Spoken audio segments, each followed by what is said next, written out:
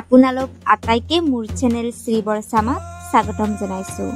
শিৱ বাবাৰ নামৰ জপ আৰু শ্ৰৱণৰ ৰহস্য। ভৃগুৰিখীয়ে নাৰদক সুধিলে, হে মুনিবৰ, কোনটো কৰ্ম সৰ্বশ্ৰেষ্ঠ, যাৰ পাপক নাশ কৰা আৰু বাবাৰ শিৱৰ কৃপা দিয়াৰ সামৰ্থ্য আছে?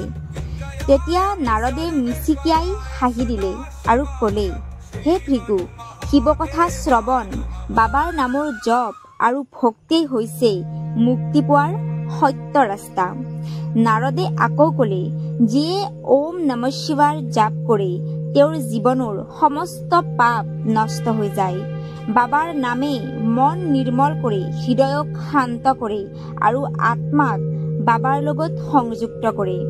এয়া কেৱল নাম নহয়, এয়া পৰম চেতনাৰ দুৱাৰ।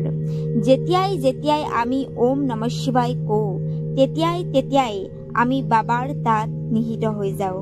যিয়ে বাবাৰ কথা শ্ৰৱণ কৰে শ্ৰদ্ধাৰ সৈতে, তেওঁ পবিত্ৰ হৈ যায় আৰু জন্ম মৃত্যুৰ বন্ধনৰ পৰা মুক্ত হৈ যায়। এই কথা কেৱল কাহানী নহয়, এয়া জ্ঞান, ধ্যান আৰু আত্মাৰ চাবি হয়। আৰু যিয়ে এই কথা আনক শুনায়, তেওঁ শিৱ বাবাৰ দায়িত্ব পালন কৰে। ব্ৰত, যজ্ঞ আৰু ধ্যান এই সকলোবোৰ ব্যৰ্থ হৈ যায় যদি ইয়াত ভক্তি নিহিত হৈ নাথাকে। কিন্তু এখন সহজ সৰল হৃদয়েৰে কোৱা ওম নমঃ শিৱায় এই আটাই বিধি বিধানৰ অপৰোধ। কাৰণ বাবাক টকা পইচা নালাগে, বাবাক লাগে কেৱল ভক্তি।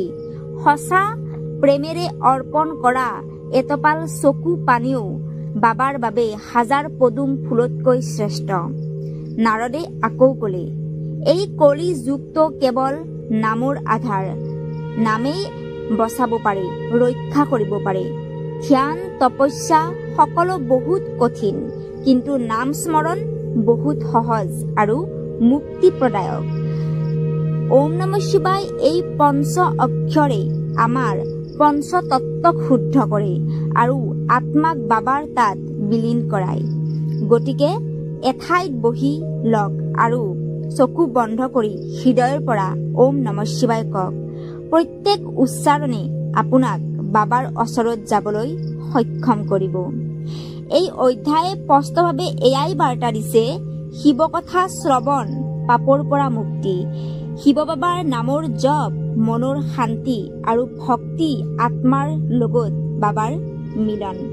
তো আহক প্ৰিয় আত্মাসকল, মোৰ সৈতে আমি আটাই লগ হৈ বাবাৰ নামত ডুবি যাওঁ।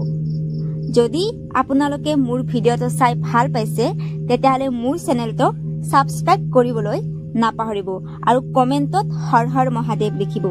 মই শ্ৰী বৰচামাই আকৌ এক নতুন অধ্যায়ৰ সৈতে আপোনালোকক আকৌ লগ পাম। জয় শিৱ শক্তি।